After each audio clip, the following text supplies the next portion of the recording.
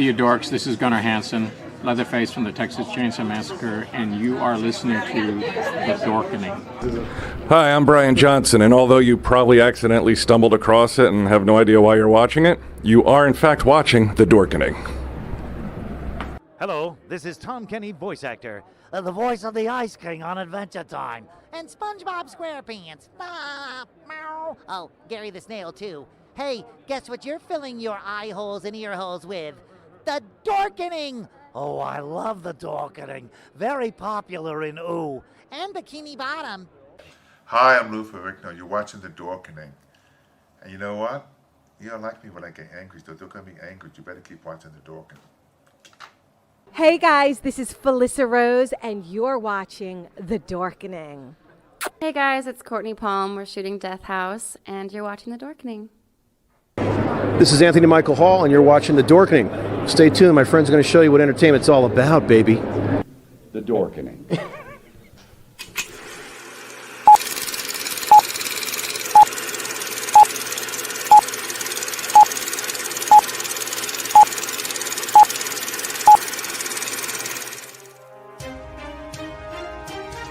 The Dorkening and all affiliated shows are not intended for anyone under the age of 18. The following may contain discussions or scenes that have adult situations, graphic violence, nudity, strong sexual content, and graphic language. This show is intended for mature audiences only. Viewer discretion is advised.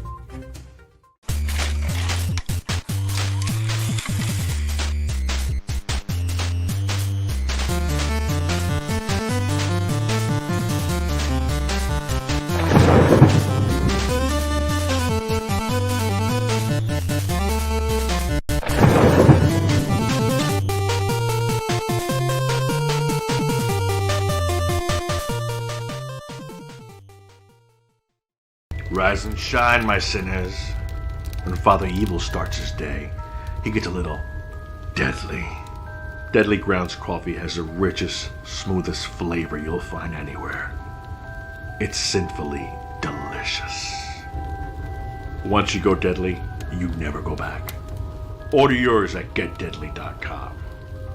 Coffee's so good, it's scary.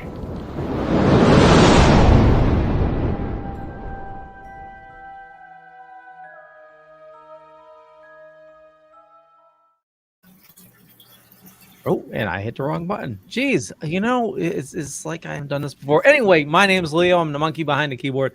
And, you know, you're watching Dorkening, and we're going to be talking about some awesome topics. Holidays right around the corner. Is Die Hard a Christmas movie? What are your favorite Christmas movies? Santa, I know him. Okay. Anyway, I've watched Elf way too many times. Thanks to my awesome wife. But as always, Steven, how's it going, my friend? Good, and I will defend it till the day I die. Die Hard is a Christmas movie. Wow, we will debate that. RW, how's it going, bud? How's it going? It's going. How's it going with you? Good. A lot of people forget that one movie. I forgot what it even was called, but it had to do with this thing called Life Day or something. Oh yeah, the holiday special. Oh my God, is that what it was called? Yeah. That's like everybody forgets that holiday movie. Oh my God. Is it though? Is it really a holiday movie? Hey, if you're calling Die Hard a holiday movie, you know, the holiday special is certainly a holiday movie. We got a bunch of people watching, so you know, what is your favorite holiday movie? Definitely put it in the comments there. You know, Jeremy, you had an awesome topic. We'll bring that up shortly. But definitely holiday movies. You know, there's some new ones. There's some very controversial ones. One that I watched last year that's very controversial because of an actor it had. And Steven, you know the one I'm talking about. Yeah. Fat Man. Yeah. Holy shit. RW, have you seen Fat Man? Oh, yes. Yeah, with Mel Gibson? Yeah. I mean, I know everybody hates Gibson, and all for good reason. You know, he's definitely said, you know, some very bad things, but you know, Facebook user says, "Hey, Leo and crew, just stopping for a coffee break. Wish you all merry happy." Hey, we wish you a merry happy as well. Sammy. Hey, Since Sammy. Brandon's not here, I need to say hiya, Sammy. But I can't do it as well. Brandon, we're definitely wishing you good well. So yeah, let us know if we can do anything. But yeah, it's Fat Man is definitely a very controversial movie because of Mel Gibson. But he plays Santa Claus. well, they don't really say he's Santa Claus, but he's Santa Claus. There's a kid that gets like coal for Christmas and he vows to kill Santa Claus, so he's Hires very a well off. He hires a hitman to kill Santa. It's a very dark movie. Yeah. We Yeah. had our podcast interviewed the directors. And you can hear it on our Patreon. You can become a backer and hear it. It's really, they're really good. They had a good time with Mel on the set and everything. Really, really good interview. So Yeah. um So RW, what are your favorite Christmas movies growing up? Well, I'd have to say my all-time favorite Christmas movie is also my all-time favorite movie, which is It's a Wonderful Life, because I mean, it has a story to tell, and no matter where you are in your life, some people do get down, and there are some people who actually do throw it all away. And this movie teaches you that every person touches another person's life, and if that person isn't there, then this person might have and it's the ramifications or whatever of your life. But obviously I'm a Home Alone guy. I love Scrooged. Wait, Home Alone, is that Home Alone or is that Christmas Story? Oh, yeah, it is Home Alone. Okay. I'm a big Scrooged fan with Bill Murray. Oh, that's such a good one. Yeah.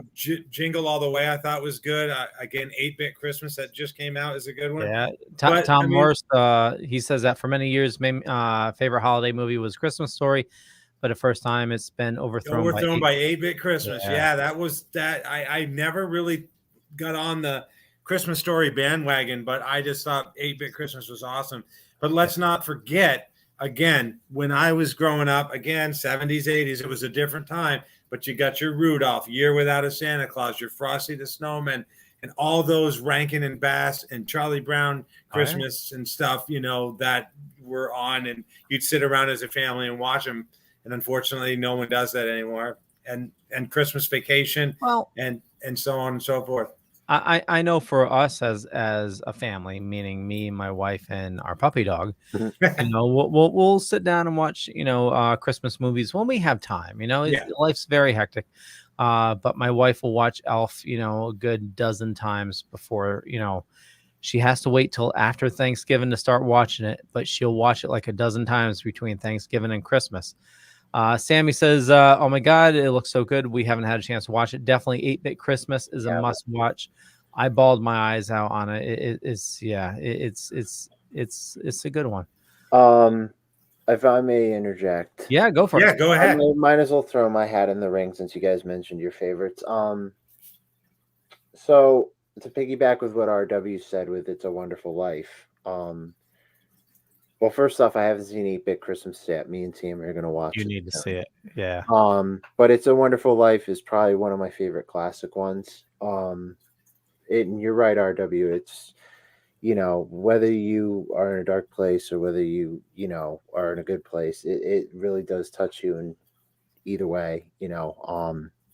Case in point, last year, my whole family, myself, my girlfriend, we were all struck with COVID. My girlfriend was in the hospital, and I felt like George Bailey. I felt like him, and that movie just kind of resonated through. But other traditional Christmas movies I like. I never thought I would say this as much as I say I don't like musicals. One, I wouldn't count it as a musical, but I know if Sammy's watching this, she probably knows what I'm about to say. But White Christmas. Oh yes. Actually, that's her favorite Christmas movie, and we watched it together last year for Christmas. Yes, Santa Claus the movie. We watched that last year too. I just watched that last night, actually. But for alternative Christmas movies, Miracle on 34th, yeah. Which, yes, he did that. I count Die Hard as a Christmas movie. And I also count Lethal Weapon as a Christmas movie. Yep. It takes place on Christmas. You I got count, Gremlins as well. Yep, Gremlins. I count Trading Places as a Christmas movie because it's Love Trading Place. I need to get my wife to watch that. your wife has not seen that. She has not seen. So here's the thing. Unfortunately we lost her uncle this year, but he was in Trading Places. Really? Yeah. You may know him as keep on forgetting the character from Day of the Dead. The colonel there. Oh, okay. Yeah. Yep. I know you mentioned him before. Yep. Yeah. Fabulous guy. We have some amazing but anyway, yeah, he played the guy in the gorilla suit. Okay. Yeah. I didn't know that. Yeah. Nice. Also another great Christmas movie, alternative, Iron Man 3. Takes place on Christmas. I know people don't like Iron Man 3. People don't like Thor: The Dark World either. I don't mind Iron Man 3. You know. There's another one that I try to watch every year as well. And again, if you haven't seen this movie, I think it's probably one of the funniest movies, and I believe it's a Christmas movie. And I never liked the lead actor at all until I saw this movie, and then I was like, okay, I now like this guy.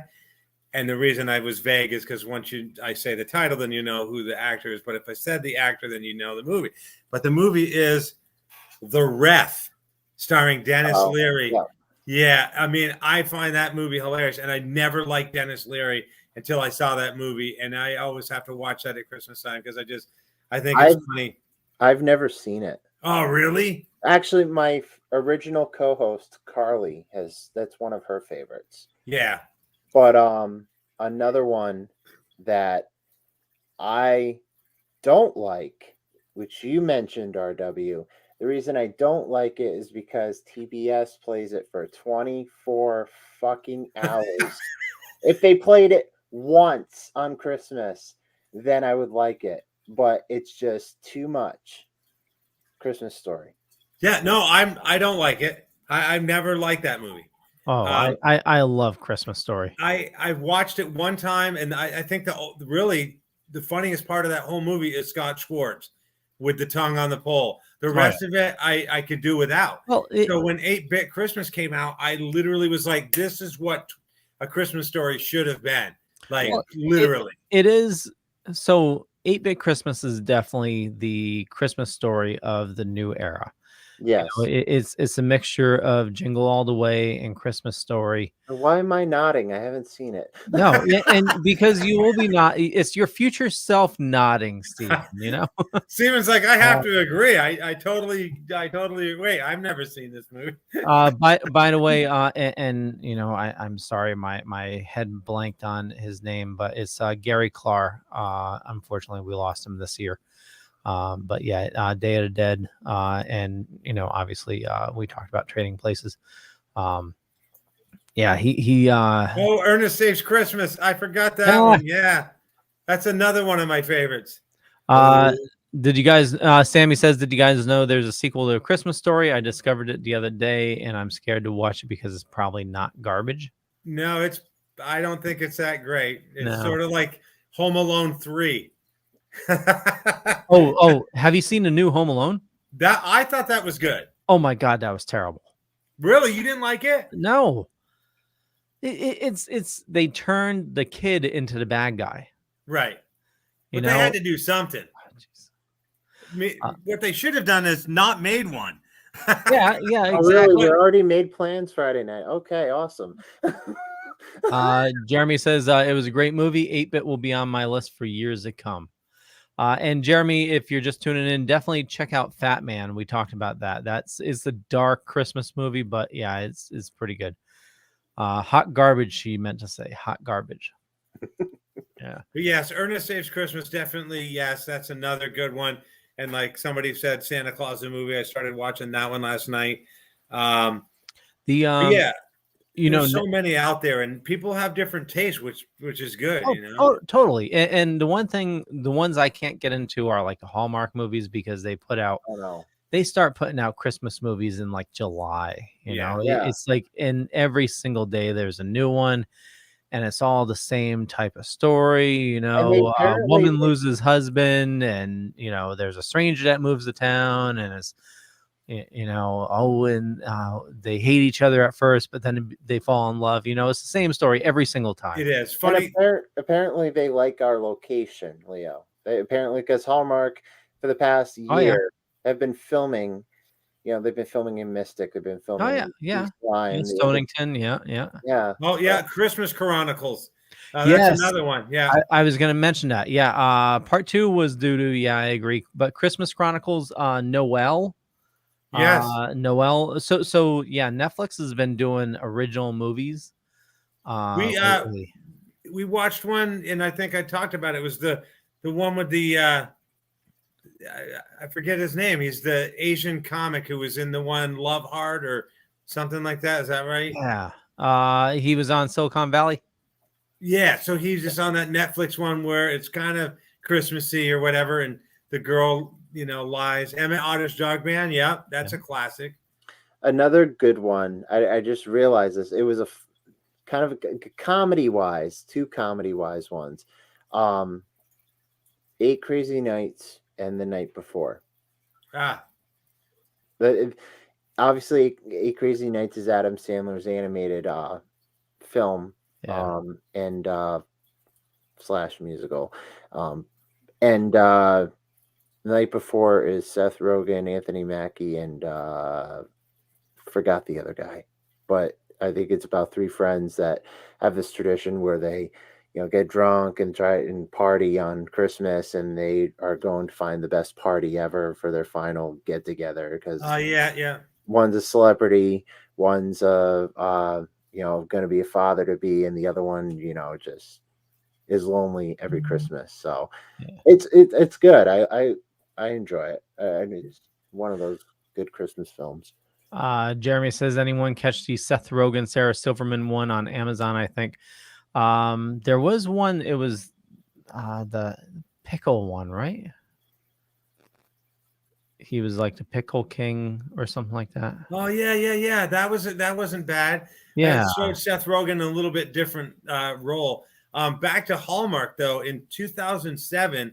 I worked at Lowe's, and they were filming a Hallmark movie in Chester, Vermont, which is now about 30 minutes from where I live. And before it was about 2 hours from where I live. So I used to work 10 to 7 every night. And I asked if I could work 10 to 5 because I needed to be on set for 7 a.m. to be in this Hallmark movie. And if you peruse my YouTube channel, literally you can see me because the movie credits open up, and at first it's like it shows like this postcard and it like drawn postcard, and the postcard becomes this hotel in Chester, and I'm at the very top in like a Carhartt jacket. Then the camera pans down onto this porch area, and this guy walks by wearing a hat, which I should have wore tonight, that has 3 pom-poms on it. And it was my hat that I wanted to wear in the scene, and they wouldn't let me. So the waiter wears it instead. And then it pans to this kid standing holding skis, and he's wearing like a green shirt that looks like something from Blue's Clues. That was my shirt. So then the camera does this crossfade thing, and it says Tom Arnold because it's doing the opening credits, and a train goes by. And as the train goes by, I'm walking in a red jacket with the train.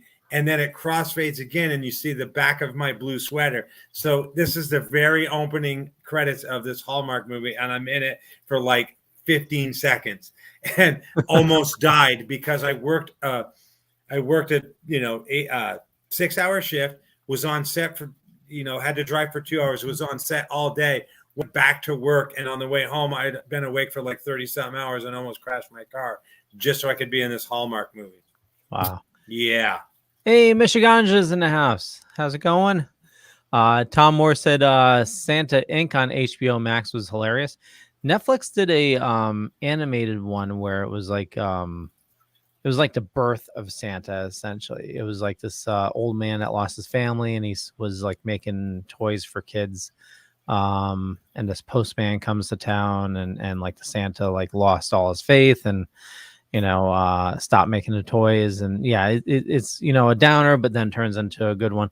I can't remember the name of it, but it's a Netflix original, and it was pretty good. Bad Santa. Yeah. Well, there's the one with Paul Giamatti and Paul Rudd. I forget the name of it, but they're Canadian selling Christmas trees in New York City, I think, or Chicago, or New York City, I think. I forgot the name of that one, but that one wasn't too bad. Yeah. Fred Claus. Oh, yeah. Fred Claus with Vince Vaughn. So Rotten Tomatoes has a top 65, and I just saw, spoiler, I went down to the bottom. Yeah, to one. Okay. Yeah. So the top 5 Christmas movies of all time, according to Rotten Tomatoes. So we'll start with number 5 is How the Grinch Stole Christmas, the original. Yep. And I have a question about that for somebody that was around in the 70s, and I wonder who that could be. So number 4, The Shop Around the Corner from 1940, The Holiday Inn from 1942, Miracle on 34th Street, the original from 47, and then number 1, obviously, It's a Wonderful Life from 46. When I worked retail, I remember there being 2 versions of the original How the Grinch Stole Christmas. One that was narrated by Boris Karloff, and one that had a different narrator. Really? Huh. The only thing I know is, Boris narrates, but then a lot of people think that Boris Karloff was singing, but it's actually Thor Ravenscroft, who was also the voice of Tony the Tiger. Yeah. But I never saw one that I remember with somebody else narrating. I could have sworn. And before, if you've lost that tomato list, I was going to say, what were 6 through 10? I did not lose it. I still have it up. Okay, so number 6, Nightmare on Elm Street from Nightmare on Elm Street.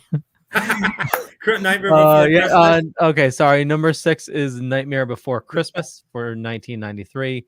Number 7, Little Women from 2019. Wow. Number 8, Meet Me in St. Louis from 1944, that is.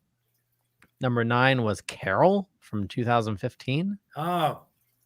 And number 10 is Tangerine from 2015. I've never. Wow, what are Rotten Tomatoes, man? Like, I've never heard. Well, they're redeemed here because number 11 is Die Hard. They're not redeemed. Die Hard should have been not 6. top 10, but it's up there. Like top 25. But you got confused, Leo, because Nightmare on Elm Street was just put in today, along with Return of the Jedi, in the National Film Registry. Oh, nice. Yeah. So, okay, so here, Lord of the Rings. Okay, so here's a trivia question for you. Star Wars, when did it enter the National Film Registry?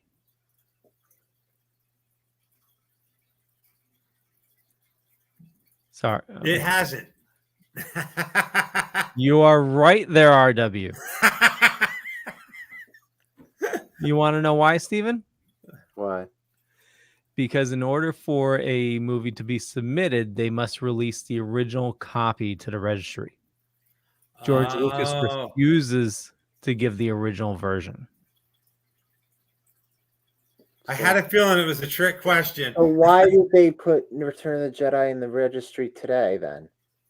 Well, because he probably gave them the original version. Because there really wasn't that many edits. He took out the actual, Anakin Skywalker, Darth Vader guy, and put in freaking Hayden Christensen in the special edition. So yeah, he would have had to give a version that didn't have that. Yeah. Okay. Yeah, or is it the National Archives? It's one of them. Yeah. Yeah, but it's they will not enter it because he is refusing to give up the original version. Okay. Yeah, to this day, I mean, the only way you can get it is if you travel the dark web. You know somebody who knows somebody. Know somebody who knows somebody who knows somebody. Yeah.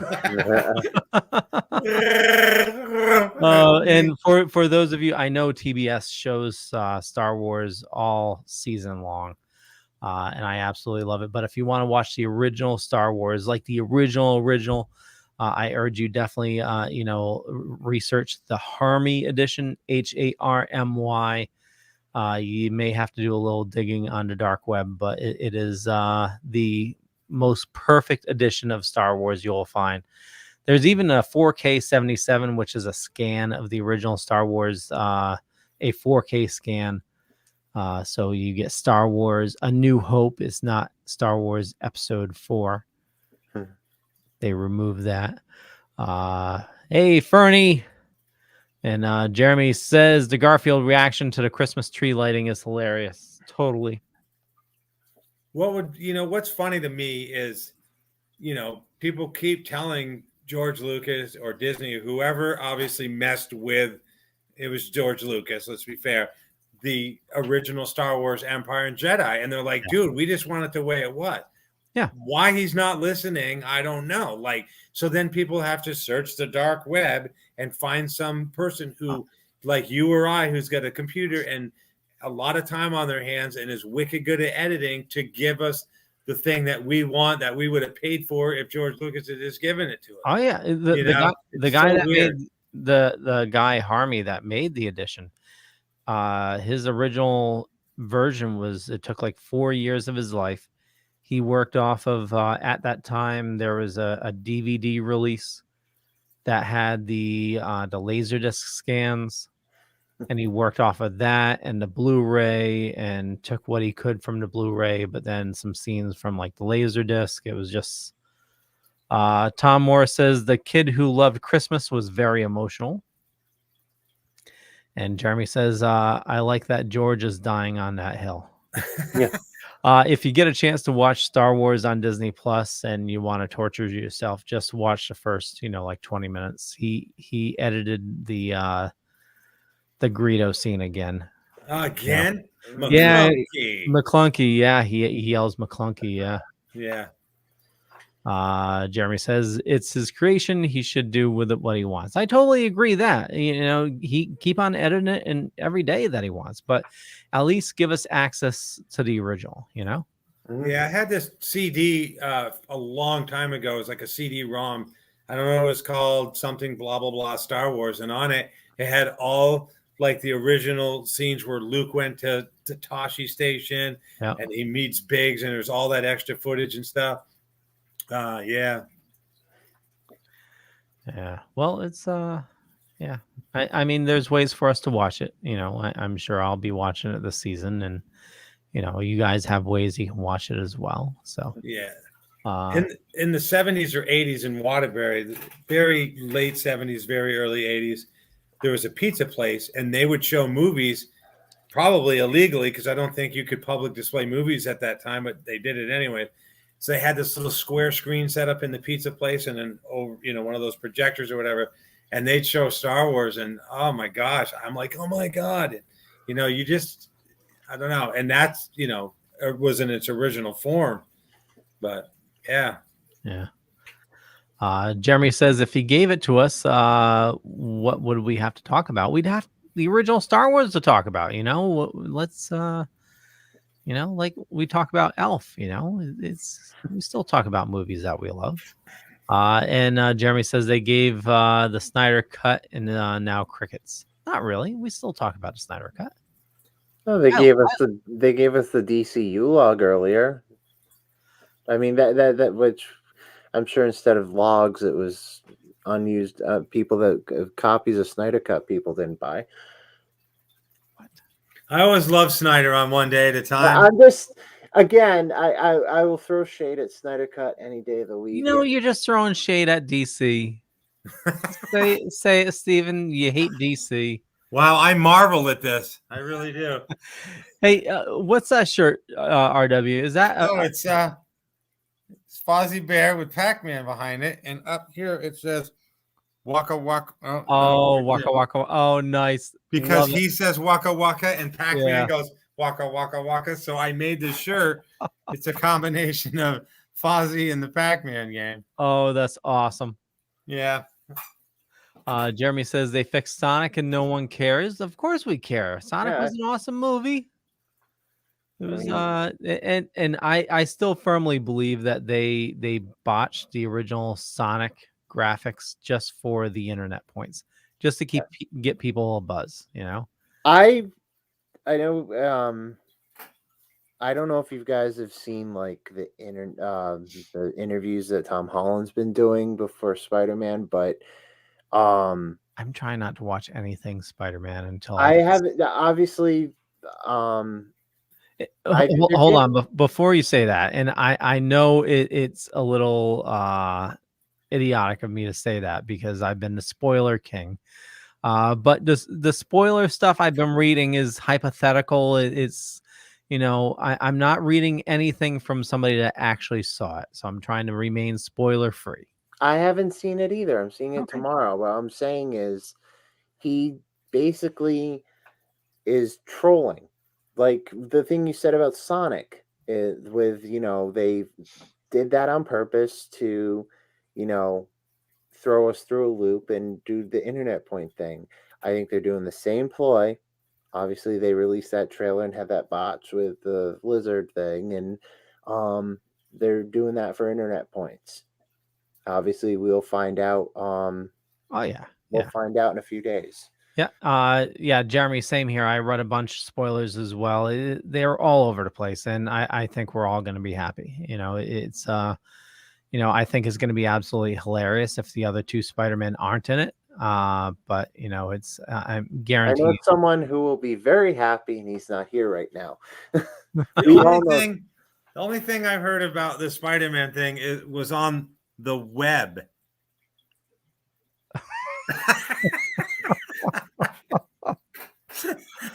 Oh, Jesus, RW. I love Steve's reactions every time. He's just like, who the hell keeps inviting this guy to this thing? Seriously. Hey, Facebook user, let us know who you are, and let us know for still a bunch of people watching. Let us know what your favorite holiday movies are. We've been talking over a bunch of them. Is there anything that you really love watching that is like a lot of people say, why the fuck am I watching that? Jeremy says, hey, RW, do you remember the 70s? Let me tell you a story. Oh my God. I mean, what I was saying about family watching earlier was, when I was growing up in the 70s, we had 3 stations, and CBS would show, Frosty the Snowman followed by the Grinch on a Friday night or something, and then Rudolph and something else would be on a Wednesday night, and you planned your family time around watching these shows, where now you can pop in a DVD, you can stream it or whatever. That's what I meant by it's not the same as it was. You could only watch it the one time every year that it came around, and it was kind of a family thing or whatever.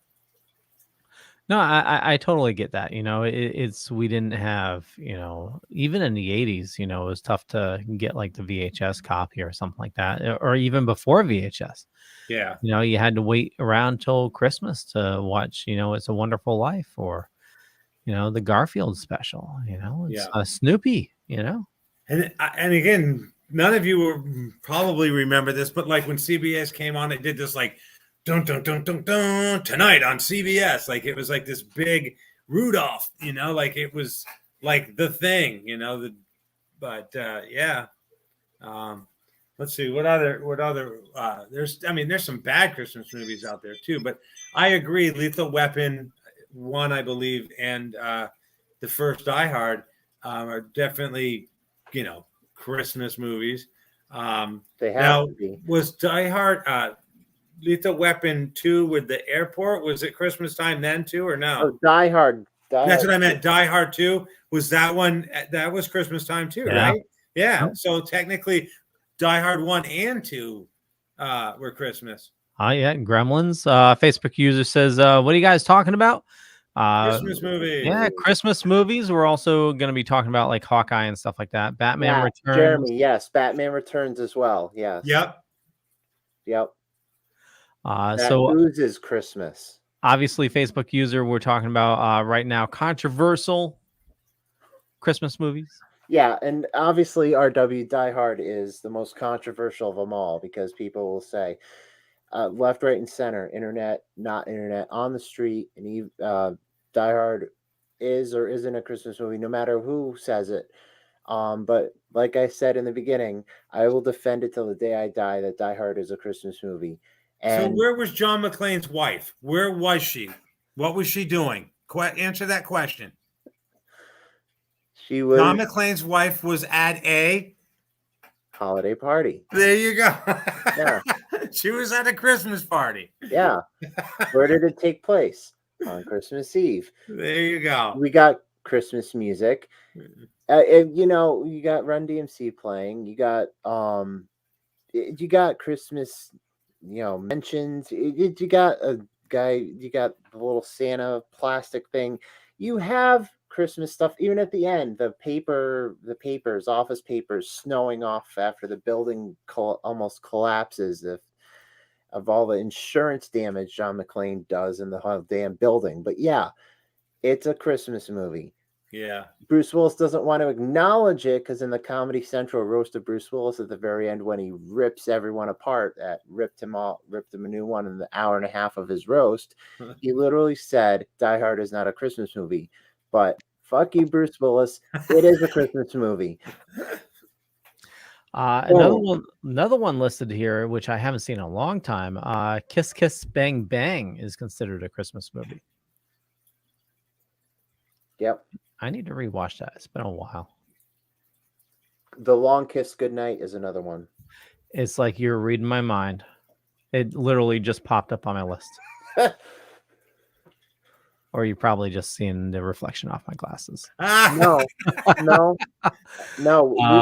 We actually, our Patreon backers asked us to do the top 10 traditional Christmas films today on our show.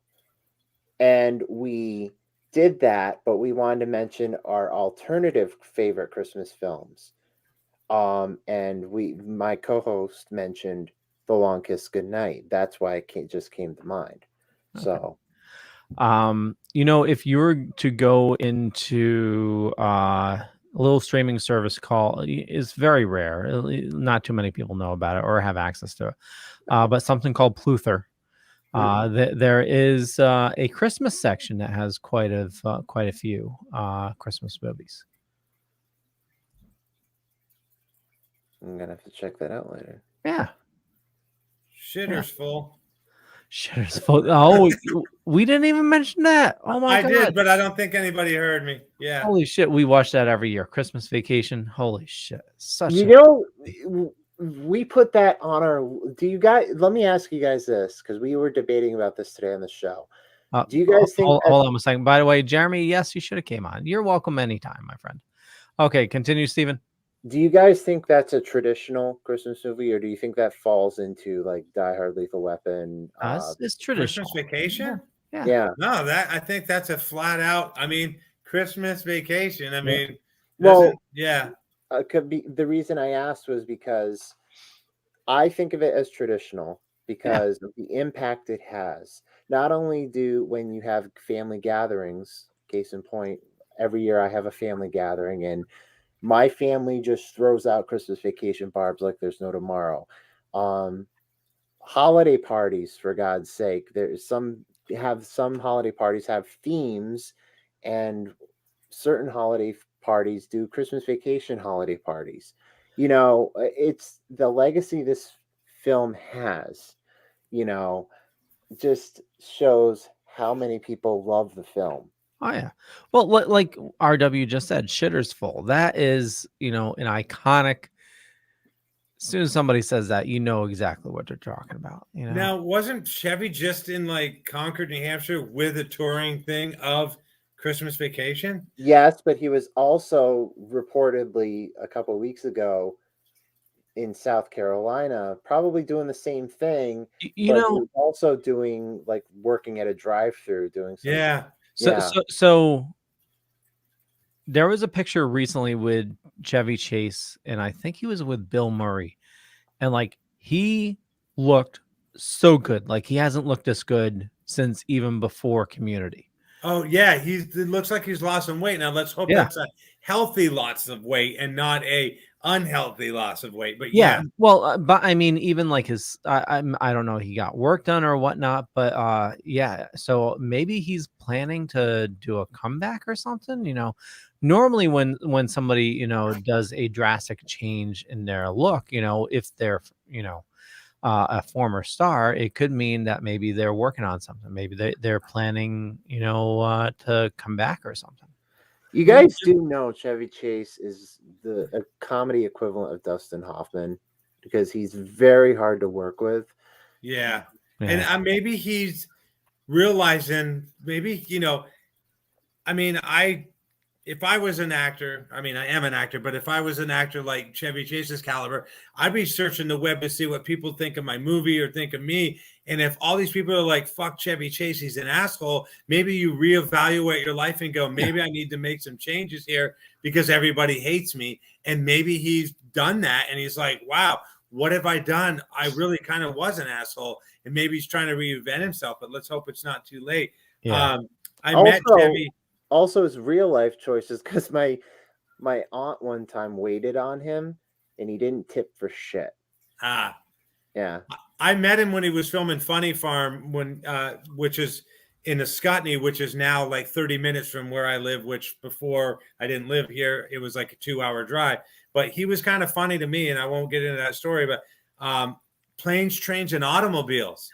Oh, yeah. Yes. Another classic. Well, that's more of a Thanksgiving. I don't know. Well, maybe this is a holiday movie thing. It says 65 best Christmas movies. So, yeah I don't know. Jeremy says, I tear up every time with the attic scene. Almost pee myself with the sled scene. Yeah, hilarious. Tom Moore says, is it weird that I can recite the entire film of Home Alone 1 word for word? Yeah, Tom, that's a little weird. But I know I got to go in about 5 minutes. But the one thing I do want to say, if you guys are in for like a good Christmas book, Die Hard has like this children's book. You know how you have the Night Before Christmas book, children's book? They did it Die Hard style. And it's fantastic. I picked it up at New York Comic Con like a couple years ago. If you can find it, I think it's a very Die Hard Christmas or something like that. It's funny, this thing that I found, I don't know, it says 65 best Christmas movies, but look what's on there. Yeah. If you guys can find it, it looks like it was written by a child, but like the child has watched Die Hard 35 billion times. That's funny. It is fantastic. That's all I can say about it. It's definitely worth checking out. Jeremy says Samuel L. Jackson go to fuck to sleep is great. Yeah, that's hilarious. Real quick, I know you need to go, Steven. Hawkeye, what did you think? Was that such a teaser? Yeah, I mean, I loved it. I had a feeling that he was going to show up, Kingpin. Yeah.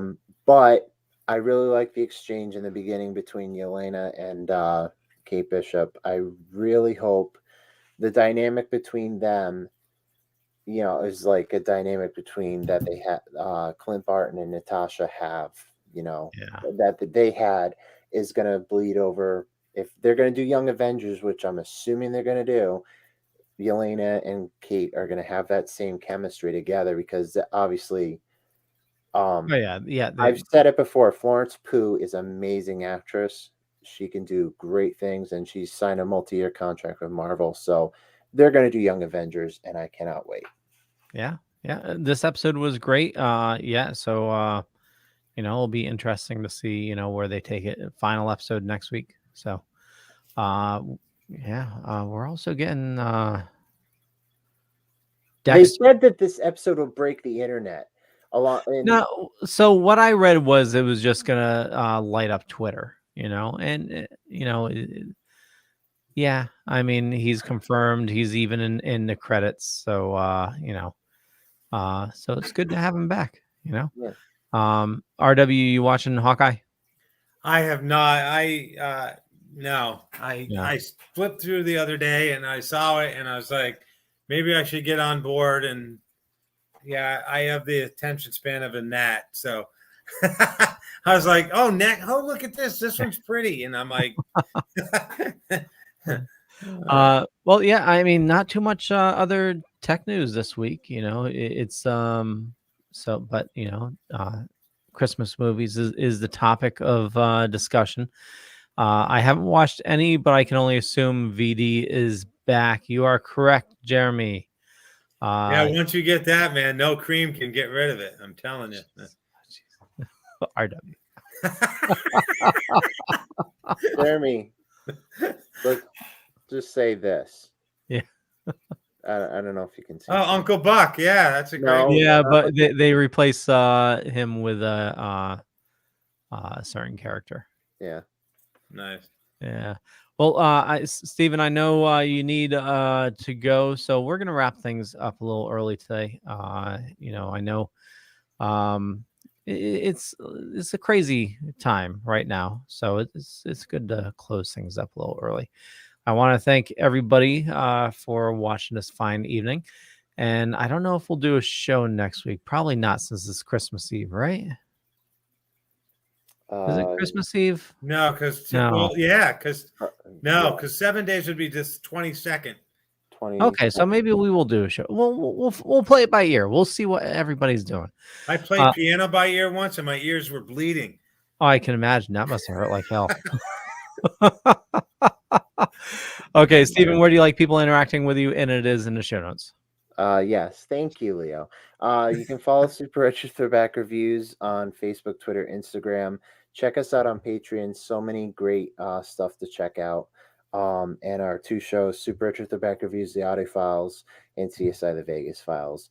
Follow all that. And you can find both shows on the Dorkening Podcast Network and all major podcasts and distributors. And I'm here every Wednesday, except the last week of December, because I'm celebrating my birthday. So awesome. Happy birthday. RW. Right there. Go to the bottom of the page. How do you? Well, anyways, it's right here somewhere. Go to the bottom of the page. Links to everything that you want to know, find on me, so on and so forth. You can also order my book, there's a link on my website. If you haven't picked up my book, Living with ADHD, check it out. You can find a link at that website. And if we don't see you next week, you guys all have a great holiday. Yeah, well said, well said. And everybody's links are in the show notes, and definitely go follow those guys. Awesome guys. RW is hilarious. And Stephen, you are a professional through and through. Absolutely love you. You know, and I want to thank everybody for watching this fine evening. My name is Leo. I'm the monkey behind the keyboard. I run a little thing called the Dorkening Podcast Network. We have about 40 shows on a network. We are growing, and we have something big coming at the beginning of the year. So, yeah, stay tuned. We got some awesome stuff coming. And with that, we will catch you guys later. Bye. Merry Christmas, you filthy animal.